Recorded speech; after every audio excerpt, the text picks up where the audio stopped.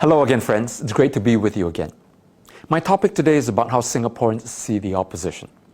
Now, the PAP has for decades labelled us as at worst a destructive force out to ruin Singapore and at best irrelevant to this country.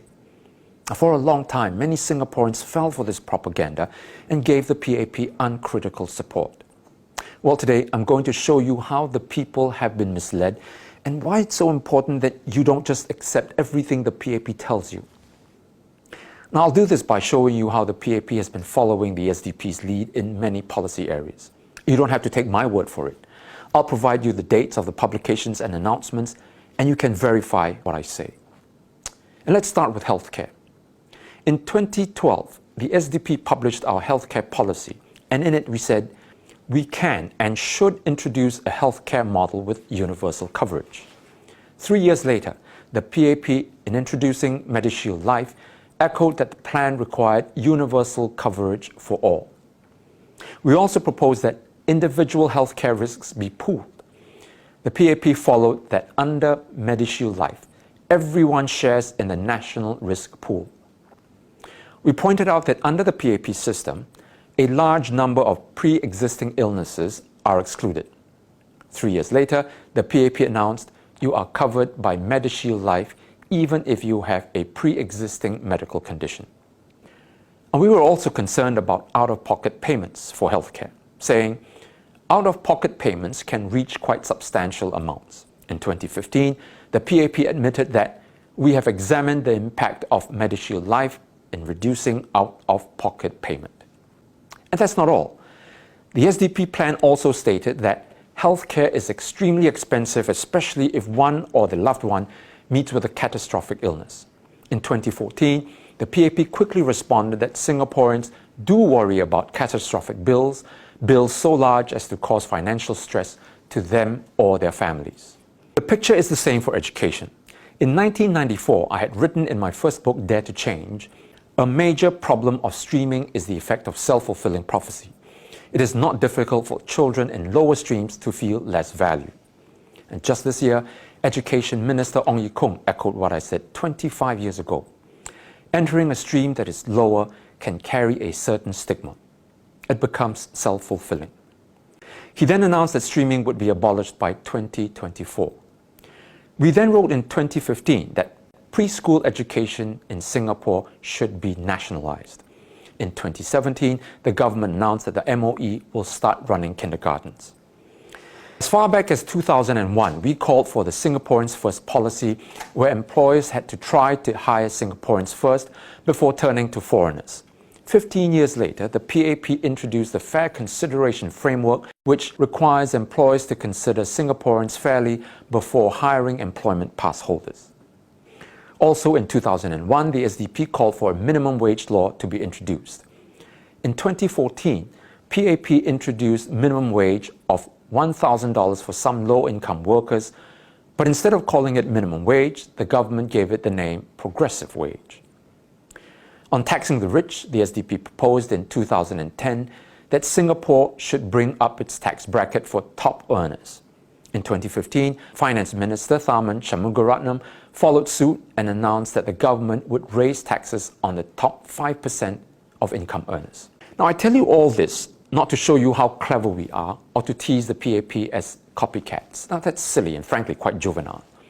The reason why I tell you this is to stop the PAP lie once and for all that the opposition is a destructive force that will ruin Singapore. How can the SDP be destructive if the PAP keeps following our lead? And this doesn't stop the PAP from criticizing the SDP and our ideas during the GE and then later adopting our proposals. Here are a few examples. In the last GE, when we proposed increasing income taxes for the rich, Dr. Vivian Balakrishnan told voters that the SDP will set us on the road to Greece. After the elections, his party adopted our proposal and increased taxes for the top 5% income earners. Mr. Tharman had criticized our healthcare policy, saying that the way the SDP is going about what they call policy proposals is in fact the politics of spreading fear and alarm and the politics of populism. But then, as I pointed out earlier, they copied much of what we proposed in our healthcare plan. When I talked about the negative effects of streaming in our schools in 1994, Mr. Lee Hsien Loong at that time said, "Dare to Change is a rehash of some old Western liberal ideas which have failed, and Chee Soon-juan packages them together, calls it a book." 25 years later, his education minister Ong Ye-kung echoed my views and announced that the government would abolish streaming. There's a word for this. It's called hypocrisy. I'm sure you're quite shocked that you didn't know all this took place. Well, that's because the TV and newspapers censor such news. And there's a reason why the PAP controls the media. So help us spread the word. Help us share this video far and wide, because that's all we have. And the people need to know the truth. The next GE is going to be crucial. The PAP will continue its tactic of attacking the SDP and our ideas, then adopt them after the GE. So why does the SDP put up ideas only for the PAP to follow them?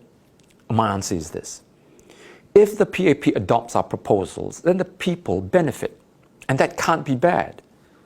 The problem is that the PAP often adopts the rhetoric and not the substance just to placate voters. For instance, it says the Medishield Life will reduce out-of-pocket payment, but it continues to run our healthcare system as a profit-making industry and makes the people continue to pay huge amounts out of pocket. Another example is the announcement to abolish streaming. What the PAP is doing is simply replace express, normal academic, normal technical streams with General 1, General 2, and General 3 streams. Nothing has changed. Another reason why we put in effort to draw up these policies, by the way, you can read them on our website, yoursdp.org, is because Singaporeans want a constructive and responsible opposition that reasons and makes sense with them, not an opposition that just scolds the PAP and says how bad it is. We know Singaporeans see the need for change, but we also know that Singaporeans are still fearful of the unknown, fearful because they don't know what change will look like. And the worst thing is to ask the people to vote for change without telling them what that change looks like. Drawing up these policies gives the people the confidence to vote for that change. We want to give the people a genuine choice at the next elections, where you have the opportunity to vote for the SDP, not just against the PAP. I say this with utmost sincerity and humility. The SDP is the party that's taking the lead on ideas and coming up with a viable alternative for our nation. We need to be in Parliament to continue to push for these ideas, because we need them to become reality. If you want to see these changes that the PAP is following, we ask you to give the SDP your utmost support. Until the next time we talk again, I wish you and our nation the very best the future offers. I'll see you.